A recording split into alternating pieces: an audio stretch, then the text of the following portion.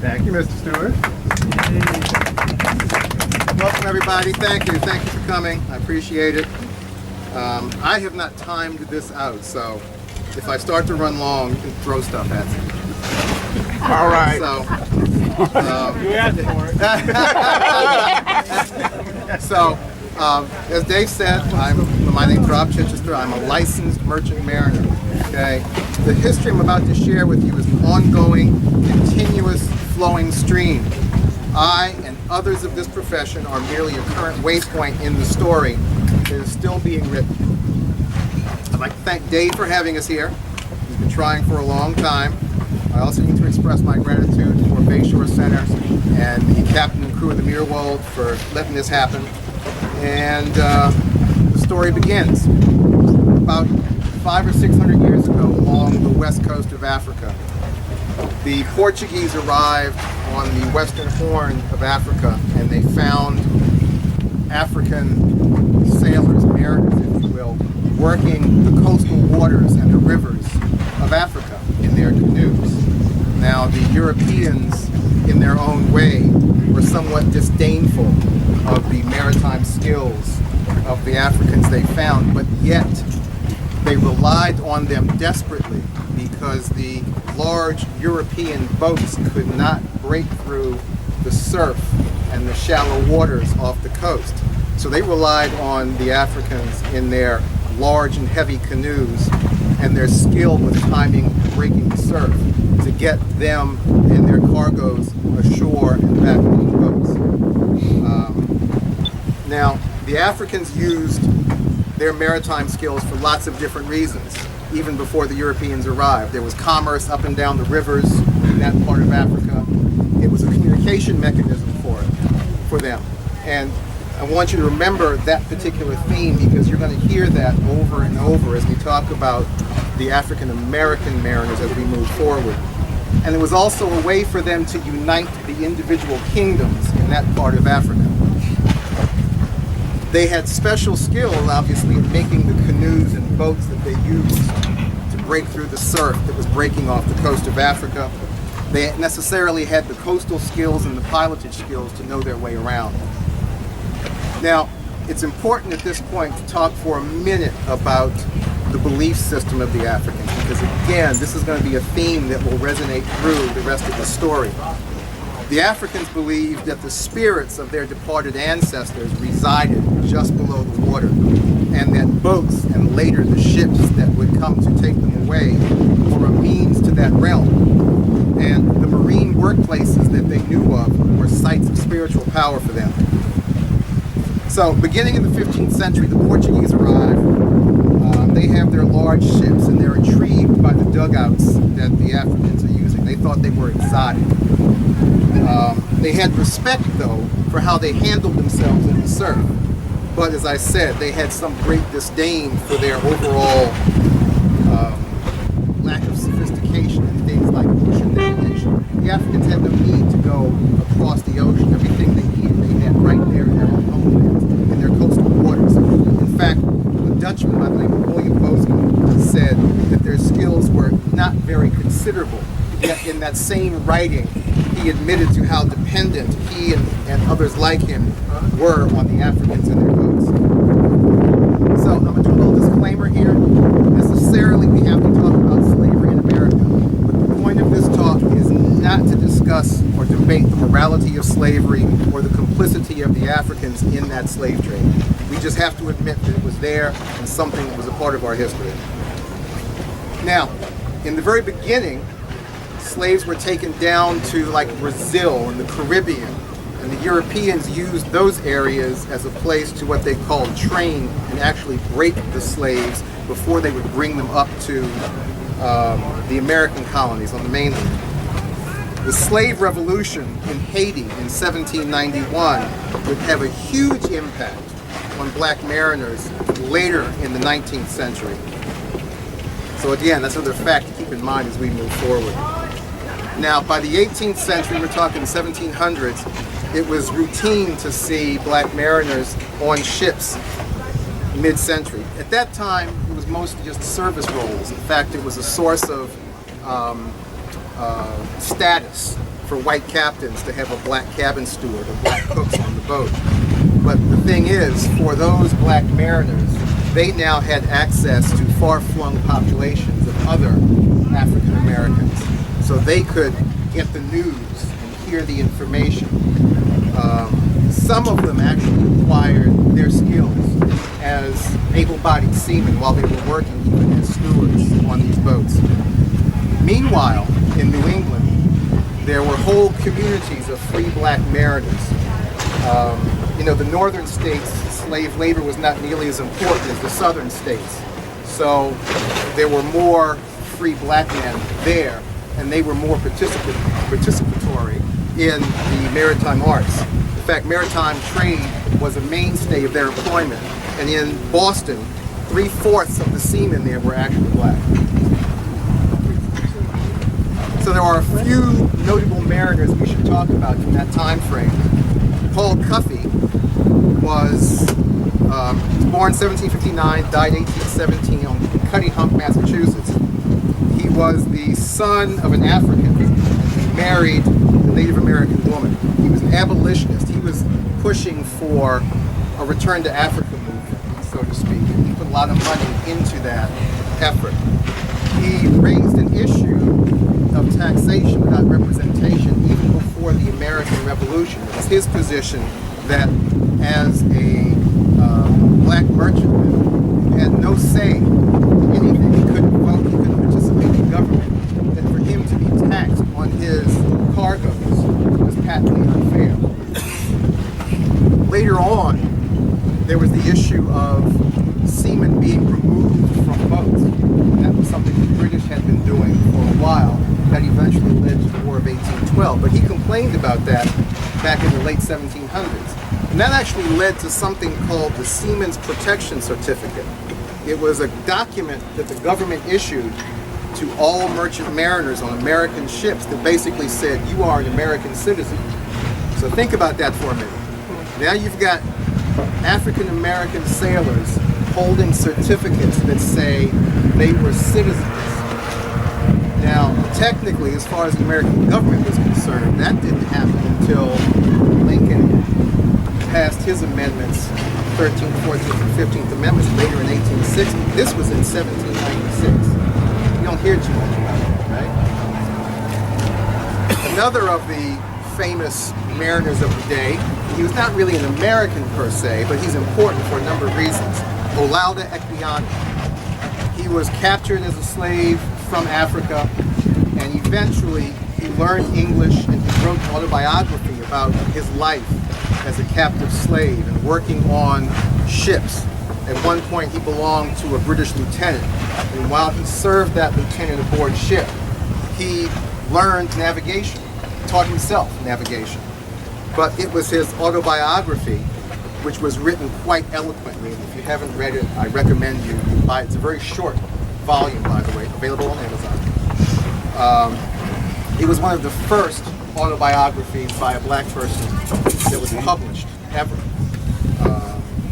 His story about the brutal treatment of slavery and being ripped away from one's family and being sold back and forth time and again actually led to the British Slave Trade Act of 1807, which was the abolishment of slave trade in the United Kingdom.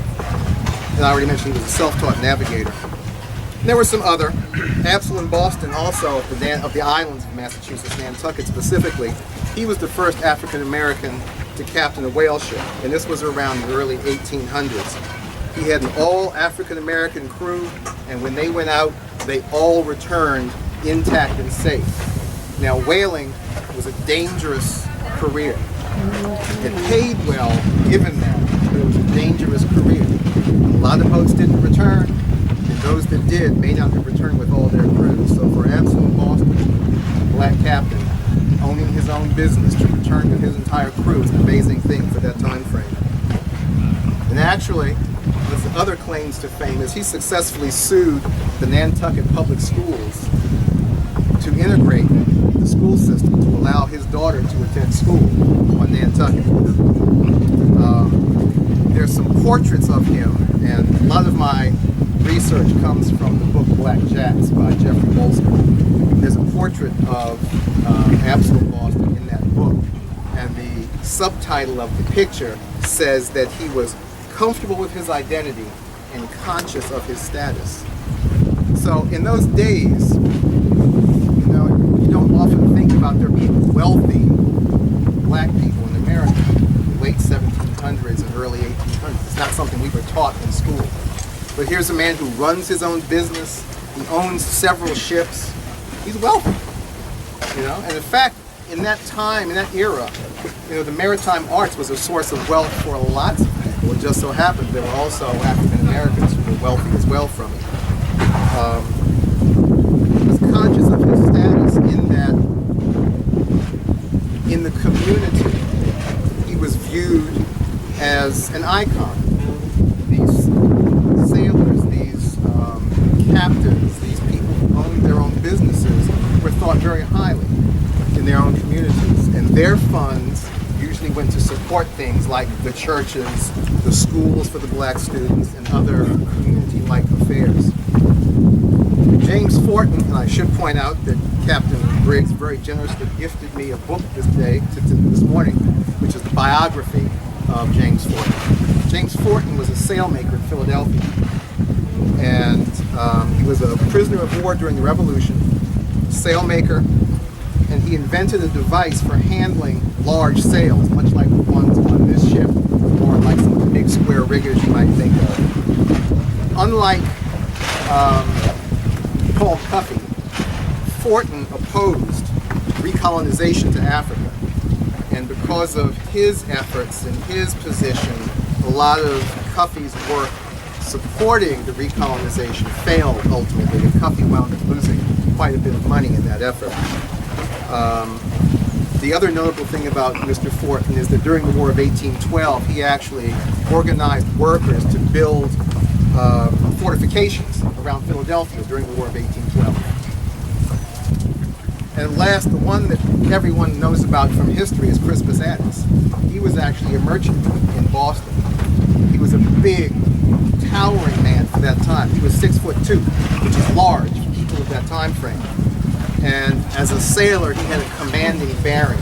So given his size and what we know now about his demeanor, it's no surprise that he coerced his fellow sailors to charge the British soldiers there in Boston, only to be shot down in what we now call the Boston Massacre. So after the Revolution, a lot of black sailors who served in the American Navy in one form or another earned their freedom. But shortly after the American Revolution, the maritime economy went stagnant for a while, at least until the Napoleonic Wars in Europe ended. That was around 1793. At that time, the maritime commerce began to grow, and free blacks represented about 20% of the merchant seamen in the northern states. Now, the interesting thing is, in shipboard life, race was not really an issue. There was full equality, for the most part, for shipboard personnel. If someone was called a boy, it was not because of their color, it was because of their rank on the boat. That was actually a title to refer to basically novice recruit sailors. And they all lived together, they ate together. It wasn't like there was that section of the boat for the black sailors and this section of the boat for the white sailors. So there was some notion of equality, equity on the boats. Now, we talked about whaling a little bit before. It was dangerous, dirty, exploitive work. It also paid really well. So a lot of the black mariners gravitated toward whale shipping because it did pay so well. So I want to take a little moment and go into some of the musical arts. You know, sailors even today, even on this boat, when we have work to do, like raising the sails or hauling up an anchor, we will use music and song to coordinate the effort. Sea shanties, right? A lot of the sea shanties are derived from African music. In fact, one of the shanties that's used on this boat comes from an African song almost directly. It's the call and response to it that makes it useful on a boat. That's what the Africans did. Call, you hear a response from the crowd. That's exactly what you do on a boat. And again, you sing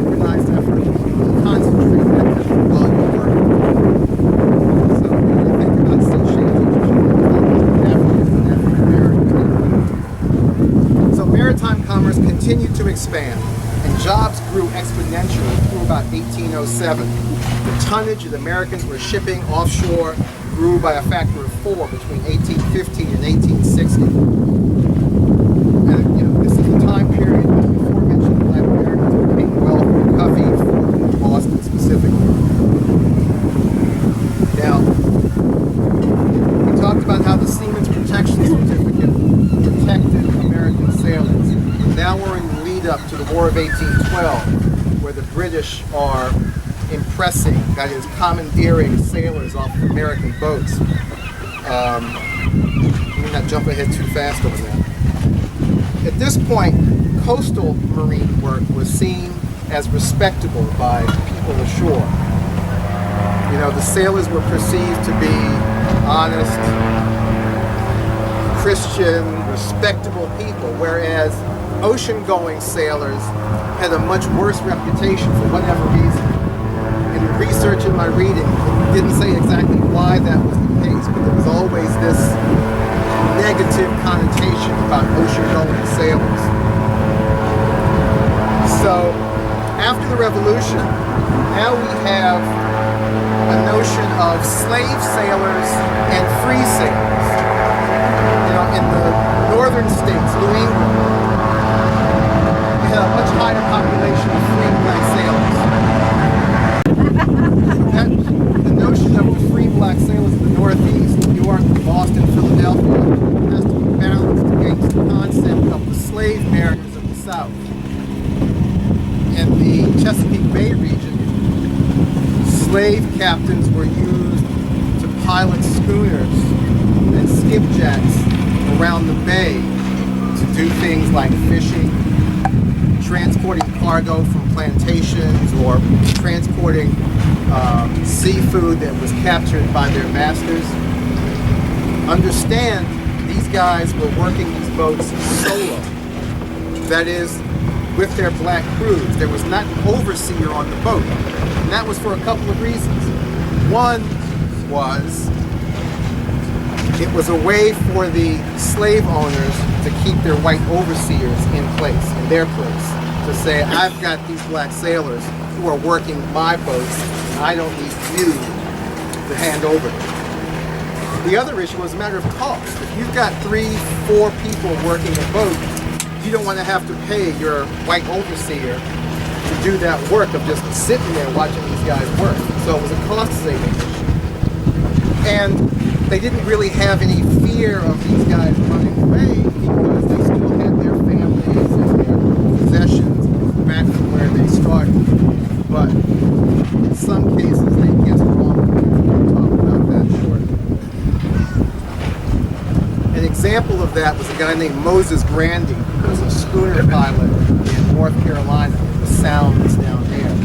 His job was to go out to the inlets and what they call lighter the ships, take cargo off the ships to help them get over the shallow bars coming into the Sounds in North Carolina. And then he would guide them in to the ports farther in. He would also take property, from his owner's farms, take them by schooner to Norfolk and sell them there. Again, with just he and his black crews. There's a book by an author named David Chichester called Waterman's Song, and the whole first chapter is about Moses Grandy and his life and the whole experience of the African-American mariners in the Sound of North Carolina. It's good reading and I recommend it.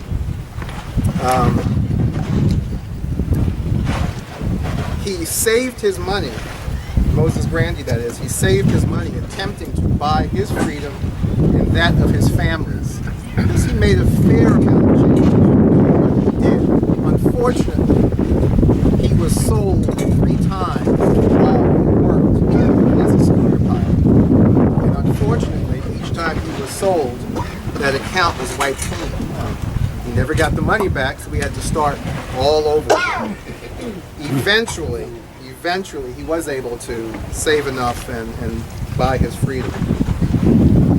I talked about how some of the white owners felt they had enough control over their slave mariners that they wouldn't run away. Well, one guy was a guy named George Henry, here on the Chesapeake Bay, in this area specifically. He basically used his local knowledge of the Chesapeake Bay and its waters to make his escape.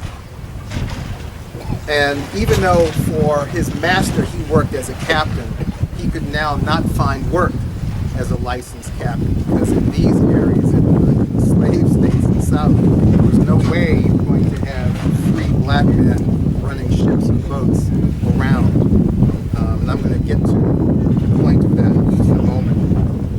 But one of the profound things he said about being on a boat, about being a sailor, was that with knowledge to impart to my friends, and with double zeal to increase my knowledge of the world. And even today, for me and many people who sail, that concept is a huge driving force for why we do what we do. Frederick Douglass, perhaps one of the more famous abolitionists, African-Americans who escaped from slavery, he was born on the Eastern Shore. He actually used another African-American's seaman certificate to make his escape to Baltimore. And he actually worked there as a ship's caulker for a while. Now, mind you, after the shipwright, the ship carpenter, the caulkers were the second most highly paid trade in Baltimore at that time.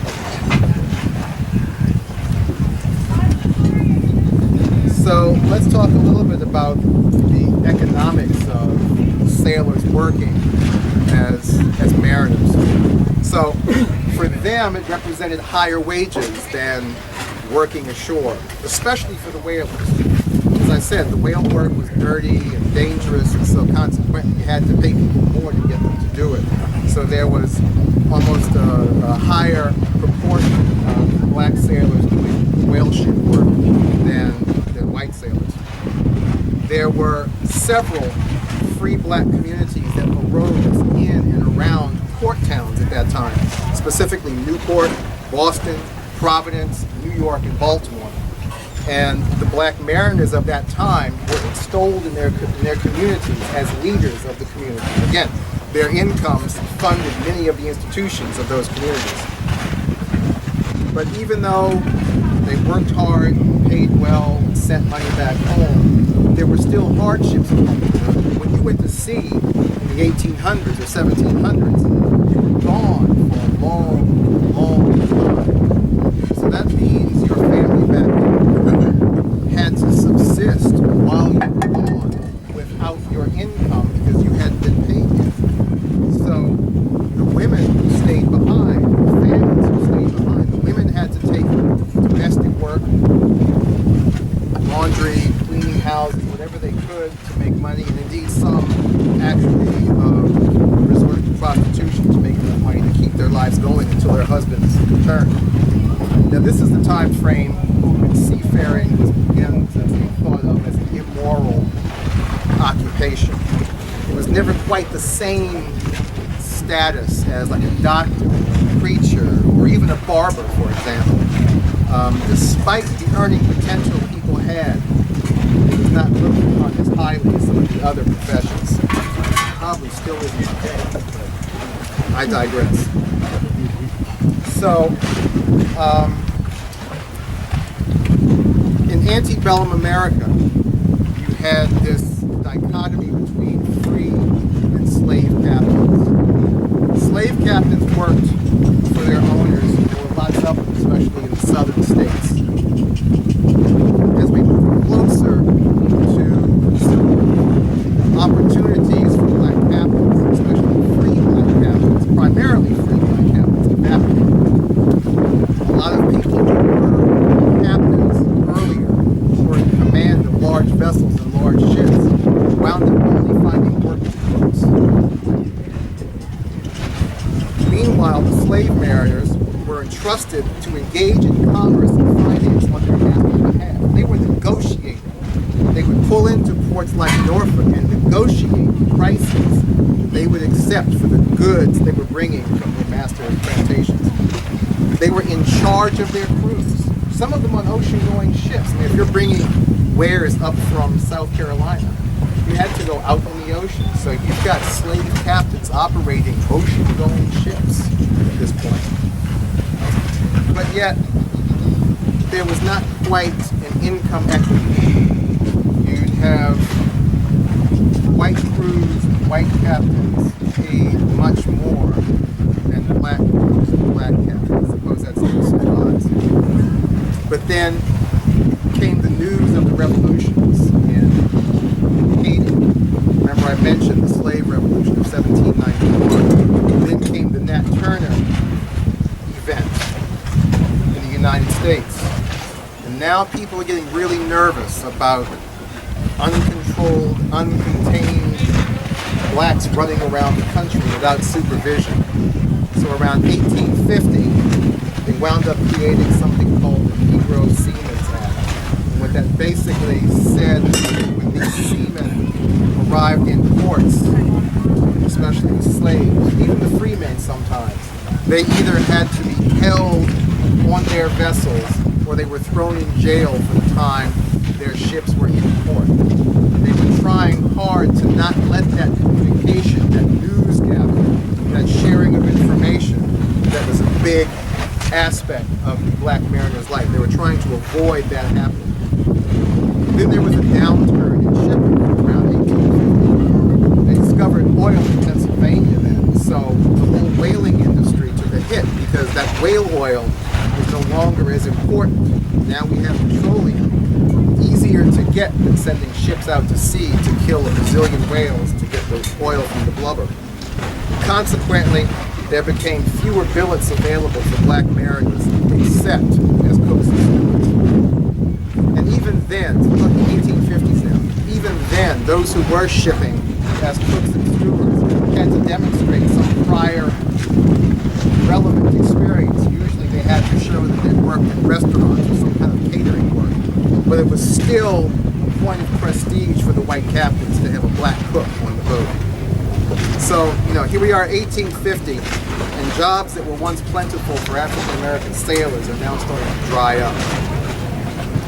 So we go through the Civil War, and black mariners still have a role there. And one of the more famous of the Civil War that we now know about is Robert Smalls. He was a coastal pilot in Charleston, South Carolina. The Confederate Navy trusted him and his black helpers to operate and care for some of their vessels. Well, after the whole Fort Sumter incident, Smalls decided it was time to get out of Dodge. So one night, he gathered up his folks, and they boarded a steamship named the Planter, and they made their escape. And knowing the signals and knowing the routes allowed them to slip undiscovered out of Charleston Harbor. Later on, we'll hear more dramatization about that. But again, here's a black man who was basically a hero in the Civil War for the northern states. So now we're after the war. We've got Jim Crow, we've got Reconstruction going on. The jobs for black mariners are not getting any better. So we move into the 20th century, and it still hasn't gotten any better. We've got some black watermen who are now working in Chesapeake Bay, sharecropping the bay, it was called. They were running the boats for white men who owned the boats, doing the fishing for them, collecting the stuff, taking it to market,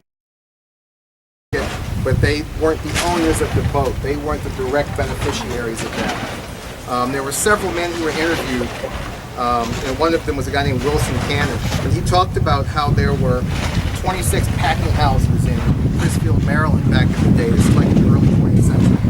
And in St. Michael's alone, there were 2 black-owned packing houses on the site where the current Chesapeake Maritime Museum sits. Let's see, there was a guy named Captain Sam Turner in Bellevue, Maryland, which is across the river from Oxford. And he owned a business called Bellevue Seafood. As compared to some of his peers, he said that, he fished along whites who were just as poor and struggled just the same as he did. In fact, his direct quote was, "There wasn't no friction down here amongst the water. There ain't no color line out there on that river." And his was the last generation of his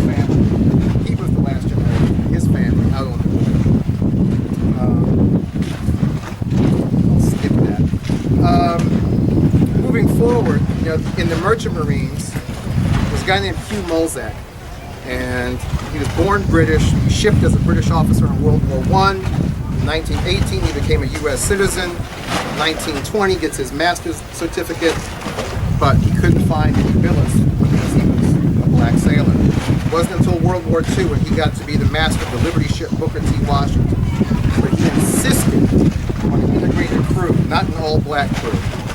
Imagine what he was getting into at that time, right? He made 22 round-trip voyages, but after the war, he lost his position, again, due to discrimination. And he was further penalized in the McCarthy era because of his earlier work with the maritime movements. There was a guy named Joseph B. Williams. He was actually the first African-American to attend any U.S. Merchant Marine Academy. He actually sailed as a cadet with Captain Mulzac and remembered him as a demanding taskmaster, but one who taught him to be a qualified officer. Joseph Williams later served as a justice on the New York State Supreme Court. Finally, there's the military. In 1940, there were 4,000 African-American enlisted sailors in the Navy, all limited to being cooks. In 1944, the first black officers were commissioned. They were called the Golden 13. In 1949, Wesley Brown became the first black ensign to graduate from the U.S. Naval Academy. There have been 49 black admirals since 1971. The first was Samuel Craven. The first woman was Lillian Fishburne in 1998. Some of you may know the name Michelle Howard. She was the task force commander when Captain Phillips was recovered after the Somalia pirate incident over in Africa. She was the first African-American woman to command a warship, and in 2014 she was the first woman to reach 4-star rank, full admiral. She was the vice chief of naval operations, second highest officer in the U.S. Navy. Almost done, folks. Bear with me. Almost done. So, the other thing I want to mention is, we still have recreational sailors. One of the guys I have to mention is Captain Bill King.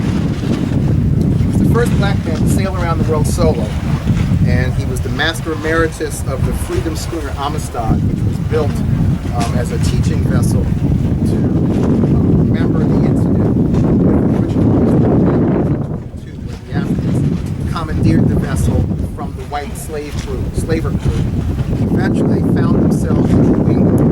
They argued for their freedom and eventually won that case.